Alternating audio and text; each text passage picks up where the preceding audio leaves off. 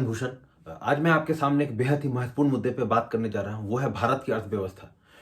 भारत के प्रसिद्ध अर्थशास्त्री अरुण कुमार ने अपने एक इंटरव्यू में बताया है कि किस तरीके से भारत में जो नौकरी है वो एक बहुत ही बड़ा समस्या बनते जा रहा है। उन्होंने कुछ आंकड़े पेश करते हुए ये बात बताई। सबसे पहले तो उन्होंने कहा कि हर साल लगभग भारत में क्लास 10th पास करके, 12th पास करके और बीए, बीटेक माने इस तरह का जो चीज़ है, और बाकी कुछ लोग जो 10th से भी कम पढ़े लिखे हैं, इस तरीके से करीब 2 करोड़ 70 लाख लोग मार्केट में आते हैं। 2 करोड़ 70 लाख लोग। उनका ये कहना था कि अगर हम इसमें से अगर 25% उस लड़कियों को भी हटा दें जिनका कि शादी हुआ है या जिनको अभी जॉब नहीं चाहिए, तभी ये आंकड़ा लगभग 2 करोड़ 40 लाख तक पहुंचता है।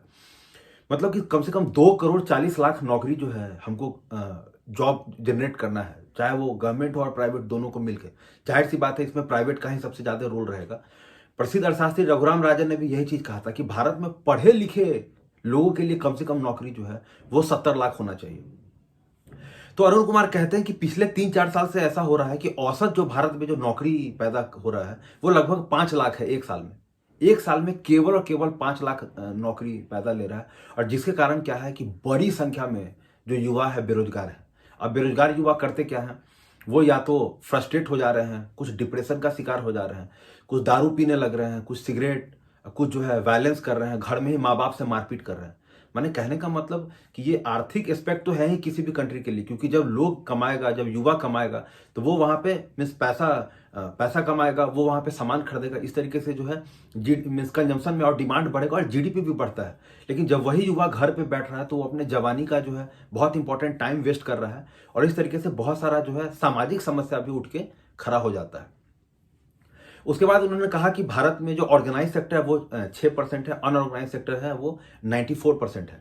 तो अगर हम ऑर्गेनाइज सेक्टर का देखें तो उसका तो ठीक चल रहा है सब कुछ। अगर पिछले 2-3 क्वार्टर भी देखें तो ऑर्गेनाइज सेक्टर का जो है, बड़े कॉर्पोरेट्स हैं, उनका सब कुछ ठीक चल रहा है। लेकिन जहां तक बात है अनऑर्गेनाइज सेक्टर का, उसका हमें जो स्थिति है वो ठीक ठाक पता नहीं लग पा रहा। अगर आप बात करें भारत में माइक्रो यूनिट्स का, तो वो लगभग 6 करोड़ माइक्रो यूनिट्स है। ये जो जितने भी छोटे दुकान हैं वो सब माइक्रो यूनिट्स कहलाते हैं, जिसमें 1 से लेकर 3 लोग काम करते हैं। और अगर हम स्मॉल एंड मीडियम यूनिट्स की बात करें तो वो लगभग स्मॉल एंड मीडियम यूनिट्स की बात करें तो वो लगभग जो है टोटल देश में 60 लाख है। तो कहने का ये मतलब है कि हमें इन सब चीज़ों पे काफ़ी काम करना है। और अगर इस चीज़ को नहीं ठीक किया गया, अगर बहुत सारे मीन्स जॉब्स को नहीं जनरेट किया गया, तो इससे होगा क्या कि एक बहुत बड़ा युवा वर्ग है वो हताशा में चला जाएगा, और भारत को जो इसका डिविडेंड मिलना चाहिए, जो यूथ का डिविडेंड मिलना चाहिए, वो भी नहीं मिलेगा। जो कि अभी वर्तमान समस्या है, जो वर्तमान सरकार है नरेंद्र मोदी की गवर्नमेंट, हम उसमें देखते हैं कि उनका जो टॉप डाउन अप्रोच हम लोग जो फॉलो कर रहे थे, वही अप्रोच वो फॉलो कर रहे हैं। लेकिन इसमें क्या है कि ये केवल कुछ और कुछ कॉर्पोरेट्स पे ध्यान दे रहे हैं, बाकी इनका जो माइक्रो स्मॉल एंड मीडियम जो इंटरप्राइजेस है उस पर इनका ध्यान भी नहीं है।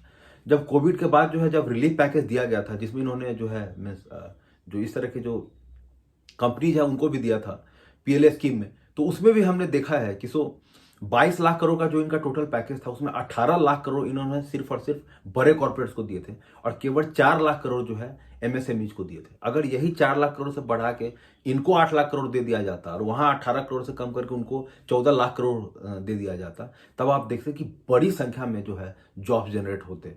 लेकिन ऐसा हुआ नहीं।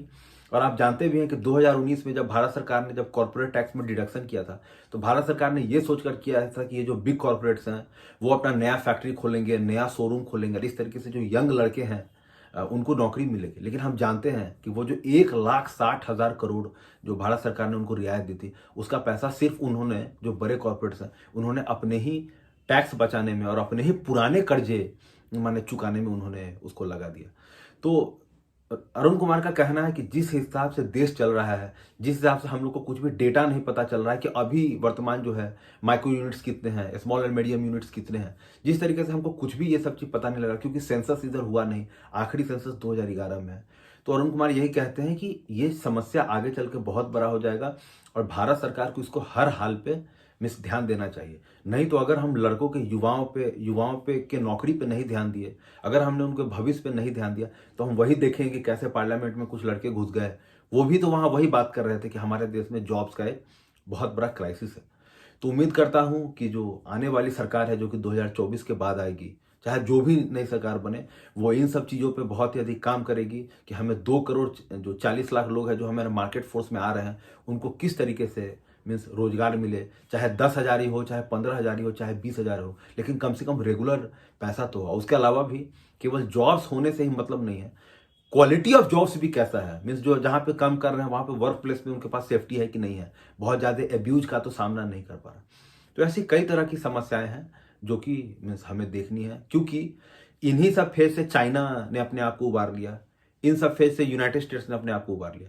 चाइना का जो मेन ग्रोथ है वो इसी पे कहा ही जाता है कि उसके पास सस्ते लेबर थे, लेकिन उसके जो दूसरे राष्ट्रपति डेंग सियोपिंग, उनका सबसे बड़ा योगदान यही कहा जाता है कि उनके शासनकाल में स्कूल्स पे काफ़ी काम हुआ, हॉस्पिटल पे काफ़ी काम हुआ, और जिसके कारण चाइना के पास एक ऐसा वर्कफोर्स खड़ा हो गया जो कि बेहद ही स्वस्थ था और पढ़ा लिखा भी था। और जब बाद में इन्वेस्टमेंट आने लगे और खुद देश के जो कुछ इंटरनल पॉलिसीज थे उन सब के कारण जो है चाइना ने 40 साल में वो ग्रोथ कर दिखाया जो यूनाइटेड स्टेट्स ने 200 साल में ग्रोथ किया था।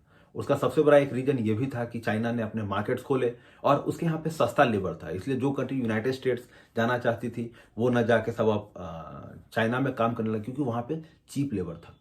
तो कुल मिलाकर यही है कि भारत में जो है, वर्तमान भारत में अभी नौकरी की समस्या एक बेहद खराब दौर से गुजर रही है।